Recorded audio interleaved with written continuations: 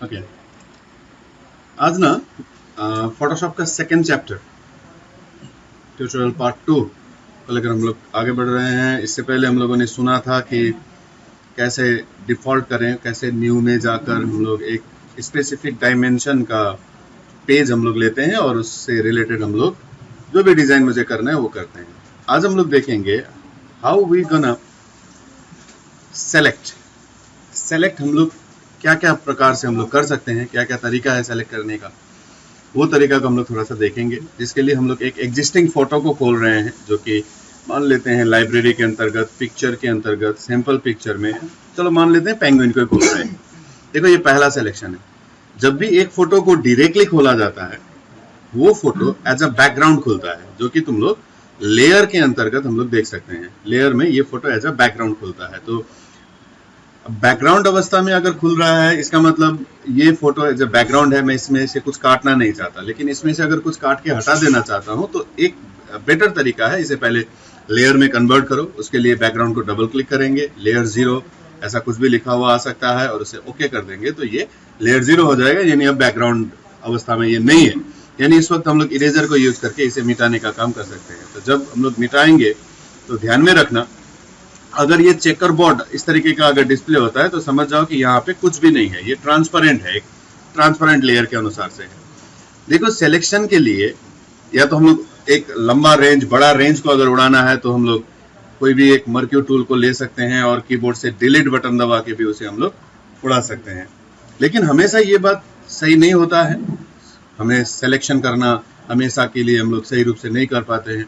इसी वजह से अलग अलग तरीके का सिलेक्शन मोड को यहाँ दिया गया है। तो सबसे पहले अलग अलग सिलेक्शन मोड को हम लोग समझते हैं, जिसके लिए एक नया फोल्डर, नया फाइल खोल रहा हूँ मैं, जिसका मैं इंच में दे रहा हूँ। मान के चलो इसे 6 इंच बाई 6 इंच का एक पेज खोल रहा हूँ जिसका रेजोल्यूशन है 300 पिक्सल पर इंच, और मैंने खोला, ये मेरा फोटो है। देखो सिलेक्शन के लिए हम लोग यहाँ पे ये रेक्टेंगुलर टूल को हम लोग यूज कर रहे थे। ये एक टूल था हम लोगों का सिलेक्शन के लिए। सिलेक्शन को जब ले रहे थे, ठीक ऊपर का टूल बार में यहाँ 4 तरीके का सिलेक्शन मोड और उसके साथ फेदर बोलकर एक नया ऑप्शन हम लोग देखते हैं। पहले इसको समझना चाह रहे हैं, ये 4 बटन क्या कहता है। सबसे पहला जो बटन है ये है न्यू सिलेक्शन। इस वक्त तुम कहीं पे भी सिलेक्शन करोगे तो प्रीवियस जो भी सिलेक्शन है वो सिलेक्शन सब ऑफ हो जाएगा और नया सिलेक्शन जो है वो बनेगा। लेकिन इस दौरान अगर new selection, add to new selection अगर ऑन है, इसे क्लिक करता हूं और मैं टानूंगा तो ये जो सिलेक्शन है वो प्रीवियस के साथ ये भी ऐड हो जाएगा। समझ में आ रहा है? अब ऐसा जरूरी नहीं है कि मैंने एक न्यू सिलेक्शन जो है वो रेक्टेंगुलर सिलेक्शन से शुरू किया है तो फिर मैं यहाँ एलिप्टिकल सिलेक्शन जो है वो उसके केसेस पे भी मैं ऐड टू सिलेक्शन कर सकता हूँ। ऐसा जरूरी नहीं है कि एक ही टूल से ही हम लोग कर सकते हैं। ये पूरा सिलेक्शन का ग्रुप है, तुम कोई भी सिलेक्शन टूल को यूज करो, कोई प्रॉब्लम नहीं है। हम लोग यहाँ पे बाद में जाकर बोल सकते हैं कि मैं लेजो टूल लूंगा और एग्जिस्टिंग जो सिलेक्शन है उसके साथ ही इसको भी मैं ऐड करना चाहता हूँ। ये काम भी हम लोग कर सकते हैं सिलेक्शन के दौरान। समझ में आ रहा है मेरा बात? समझ में आ रहा है। यानी हम लोगों ने यहाँ क्या देखना चाह रहे हैं हम लोग कि अगर एक सिलेक्शन हमारे पास है, उसके साथ में अगर सिलेक्शन को इंक्लूड करना चाहूँ, ऐड करना चाहूँ, तो हम लोग फिर ये ऐड टू सिलेक्शन को ऑन करते हैं। अभी न्यू सिलेक्शन है, इस वक्त मैं अगर कुछ भी सिलेक्ट करता हूं तो ये हर बार नया सिलेक्शन ही बनेगा। इसे क्लिक करके मैं ऐड टू सिलेक्शन करके सिलेक्शन को ऐड कर सकता हूं। एक कोई भी शेप हम लोग ऐसे बना सकते हैं, जिस तरीके का भी शेप हम लोग चाहें। ऐसा शेप अगर मुझे बनाना है तो this kind of shape we can create, इस तरीके का शेप हम लोग बना सकते हैं। न्यू लेयर को मैंने क्लिक किया, अगर यहाँ मैं कोई कलर डालना चाहता हूँ तो वी कैन से जो कलर मुझे डालना है वो कलर को हम लोग लेंगे और कीबोर्ड से अल्ट बैकस्पेस करेंगे तो वो ठोस वस्तु हिसाब से वहां पे ट्रीट हो जाएगा। समझ में आ रहा है? ये एक सिलेक्शन को के जरिए कुछ बनाने का एक प्रोसीड्यूर है। हम लोग इस तरीके का सिलेक्शन को यूज करके कुछ भी बना सकते हैं। लेकिन ध्यान में रखना चाहिए, हमेशा हम लोगों को न्यू लेयर को लेकर ही काम करना चाहिए, जिससे काम आसान होगा। जैसे अब यहाँ पे हम लोग ये भी देख सकते हैं कि अगर कोई एग्जिस्टिंग सिलेक्शन है हमारे पास और मैं यहाँ से कुछ सिलेक्शन को अगर हटाना चाहता हूँ तो सब्सट्रैक्ट फ्रॉम सिलेक्शन को ऑन करके हम लोग उतना सिलेक्शन को सेलेक्टेड रेंज में से हटा सकते हैं। जो सेलेक्टेड है उसमें से सिलेक्शन को हम लोग इस तरीके से ऑफ भी कर सकते हैं, अगर हम लोग सिलेक्शन को ऑफ करना चाहें तो। ये पहला वाला बटन है न्यू सिलेक्शन, दूसरा वाला है ऐड टू सिलेक्शन, तीसरा वाला है सब्सट्रैक्ट फ्रॉम सिलेक्शन।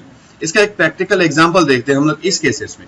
मान लो इस फोटो में से मैं सेंटर पेंगुइन को रखना चाहता हूं और बाकी पेंगुइन को हटाना चाहता हूं। उस दौरान मैं थोड़ा बड़ा करके काटना चाहता हूं, दैट इज वाई मैं इसे थोड़ा मैग्नीफाई कर रहा हूं। मैं यहां से पॉलीगॉन को ले रहा हूं। पॉलीगॉन सबसे अच्छा टूल होता है इस तरीके का काटने के लिए। हालांकि पॉलीगॉन से भी अच्छा टूल होता है पाथ टूल को यूज करके काटना, लेकिन अभी फिलहाल पॉलीगॉन को यूज कर रहे हैं। अब मान लो मैं ये जो एरिया है, इस एरिया को मेन पेंगुइन से अलग करना चाहता हूं, ताकि इरेजिंग के दौरान इसका एज जो है, इसका कॉर्नर जो है वो ना अफेक्ट करे। इसके लिए मैं यहाँ पहले क्लिक किया इसको। अब ऐसे सिलेक्शन करते करते जा रहा था।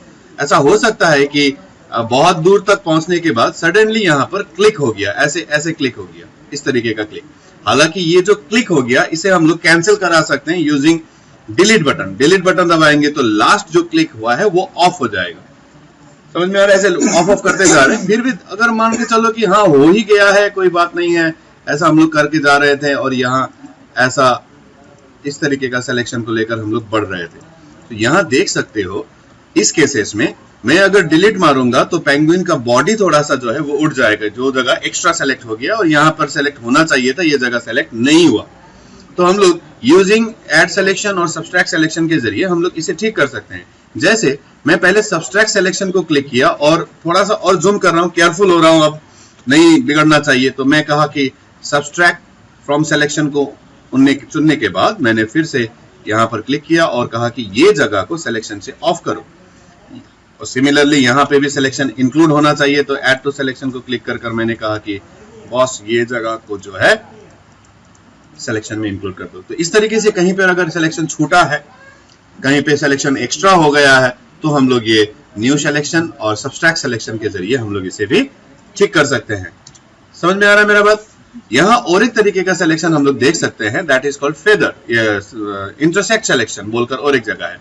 ये इंटरसेक्ट सिलेक्शन क्या करता है, टोटल सिलेक्शन में से तुम्हें कितना रखना है, टोटल जो सिलेक्शन है उस सिलेक्शन में से कितना जगह रखना है, हम लोग वो ये इनमें क्या बोलेंगे इसको, इंटरसेक्ट सिलेक्शन के जरिए हम लोग करेंगे। जैसे में हम लोग रेक्टेंगल ले रहे हैं और यहाँ इंटरसेक्ट को चुना। अब हम लोगों का अभी टोटल सेलेक्टेड एरिया ये है। मैं इस वक्त अगर यहाँ से टोटल टानता हूँ, इस जगह तक मैं अगर टानता हूँ, तो वो टोटल जितना जगह सेलेक्टेड है उसमें से सिर्फ इतना को सिलेक्शन के अंतर्गत रखेगा, सिलेक्शन के अंतर्गत रहेगा, बाकी को सिलेक्शन से हटा देगा। ये काम हम लोग सब्सट्रैक्ट सिलेक्शन से भी कर सकते थे। सब्सट्रैक्ट सिलेक्शन में जाकर मैं बोल सकता था कि पहले इतना जगह को हटाओ, देन अगेन इतना जगह को हटाओ, ये भी कर सकते थे। लेकिन एक ही बात में करने के लिए हम लोग क्या कर सकते हैं, हम लोग इंटरसेक्ट सिलेक्शन को लेकर हम लोग बोल सकते हैं कि नहीं, यहां से यहां तक को खाली सिलेक्शन के अंतर्गत इंक्लूड करो, बाकी को सिलेक्शन से हटा दो। तो एक बार में ये काम भी हो जाएगा। अब ये अवस्था में सेलेक्टेड है, इसको तुम क्या करना चाहते हो वो तुम्हारा मर्जी है। तुम यहाँ पे अगर सॉलिड कलर देना चाहते हो तो सॉलिड कलर डाल सकते हो। अगर इसका आउटलाइन कलर को खाली चेंज करना है तो आउटलाइन कलर को चेंज कर सकते हो। जैसे अगर सॉलिड कलर डालना बहुत आसान है, फोरग्राउंड में अपना कलर को लो, जो कलर तुम लेना चाहते हो, और कीबोर्ड से अल्ट बैकस्पेस करोगे तो फोरग्राउंड कलर उसमें फिल होता है। अगर तुम्हारा बैकग्राउंड में कोई कलर है दूसरा और तुम चाहते हो कि बैकग्राउंड का कलर इस जगह में फिल हो, तो कीबोर्ड से कंट्रोल बैकस्पेस डालो, तब भी वो जगह में फिल हो जाएगा। नहीं, मुझे फिल नहीं करना है, मैं चाहता हूं कि बाहर का दाग खाली यहाँ पे बने, तो फिर हम लोग एडिट में जाकर स्ट्रोक को क्लिक कर सकते हैं और यहाँ से बोल सकते हैं जो कलर से तुम फिल करना चाहते हो वो कलर को तुम्हें चुनना है। इनसाइड सिलेक्शन या कि आउटसाइड सेंटर में या कि आउटसाइड में सिलेक्शन करना है वो तुम्हें बताना है। कितना मोटा होना चाहिए वो जो लाइन बनेगा वो लाइन बोलकर ओके अगर करेंगे तो फिर ये जगह जो है उसी अनुसार से आउटलाइन खाली जो है वो तैयार कर देगा। ये था हम लोगों का सिलेक्शन से रिलेटेड हल्का फुल्का सा बात।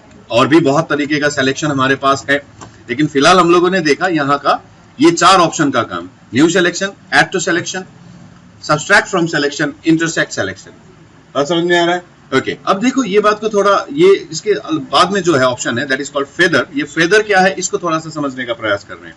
मान के चलो मैंने ये जो बैकग्राउंड है, ये बैकग्राउंड में कोई एक कलर डाल के रखा है ताकि हम लोग खाली इसको समझ सके।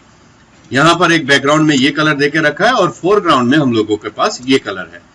देखो पूरा नीचे का जो कलर है वो नहीं दिख रहा है क्योंकि उसके ऊपर का जो कलर है वो पूरा लेयर को फिल करके गया है।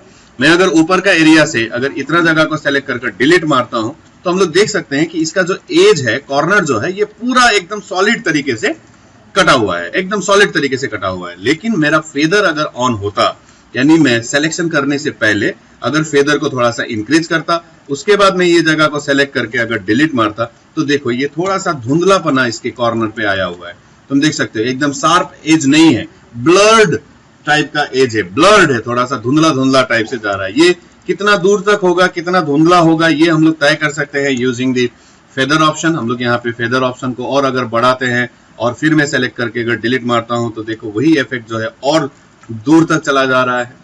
ऐसे काम के लिए हम लोग बहुत सारे काम के लिए ऐसा चीज कर सकते हैं। यहाँ एक बात उससे पहले मैं बताऊं तो देखो हम लोग जब एक जगह को सेलेक्ट करते हैं, this is what we have selected right now, इतना जगह मैंने फिलहाल सेलेक्ट किया हुआ है। जैसे इस केसेस में भी अगर हम लोग देखें, या तो दूसरा कोई फोटो को मैं खोलकर देख रहा हूं, सपोज मान लो मैं कोयला को खोल रहा हूं, यहां पर मैं अगर सेलेक्ट करता हूं this is what we have selected, ये मैंने अभी सेलेक्ट किया है, मैं इसके उल्टा सिलेक्शन करना चाहता हूं।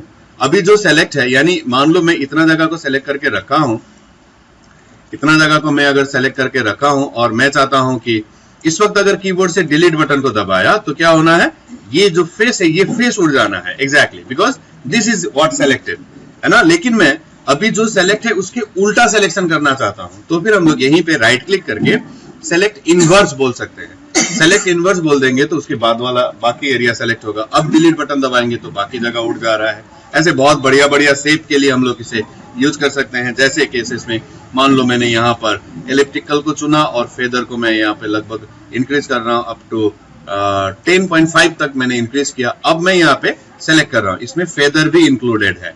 हम लोग देख सकते हैं कि ये जगह जो है इसमें फेदर भी इंक्लूडेड है ना। न्यू सिलेक्शन, यहां से मैंने टाना, फेदर इंक्लूडेड है। मैं इस वक्त अगर राइट क्लिक करके सेलेक्ट इनवर्स अगर इसे बोलूं तो बाकी जगह सेलेक्ट होगा, यानी डिलीट मारूंगा तो ये धुंधला सा एक एरिया आ रहा है। अब ये पेज को मैं मूव एरो के जरिए पकड़कर अगर दूसरा कोई फोटो के ऊपर लेके जाके छोड़ता हूं, दूसरा कोई फोटो, हालांकि यहाँ पे बहुत बड़ा आ रहा है ये, क्योंकि छोटा करना है मुझे, तो हम लोग जानते हैं कीबोर्ड से कंट्रोल टी करके हम लोग इसे धुंधला कर सकते हैं, इसे छोटा कर सकते हैं, और जहां मुझे बिठाना है उस जगह और थोड़ा जूम करके बिठा रहे हैं हम लोग यहाँ पे, कंट्रोल टी, थोड़ा सा और छोटा किया और एंटर मार रहे हैं। तो ये जगह देखो लगभग लगेगा कि इसका बॉर्डर एरिया जो है वो मिक्स हो गया है, बैकग्राउंड के साथ मिक्स हो गया। अगर ये पूरा धार होता इसमें, अगर इसमें कोई फेदर नहीं होता और हम लोग इसको अगर ऐसे सेलेक्ट कर अगर उड़ाया हुआ होता उस केसेस में, तो यहाँ एक धार आता इस तरीके का, जो कि एक रियलिस्टिक नहीं लगेगा। इसी वजह से हम लोग ये फेदर का इस्तेमाल करते हैं। फेदर का मतलब है जिस जगह पर मर्क्यू का लाइन पड़ा हुआ है वहां पे कितना ब्लर्ड करना है, उस चीज को हम लोग देखेंगे ये फेदर को लेकर। फेदर को लेकर हम लोग फर्दर और आगे बढ़ रहे हैं इन आवर नेक्स्ट चैप्टर।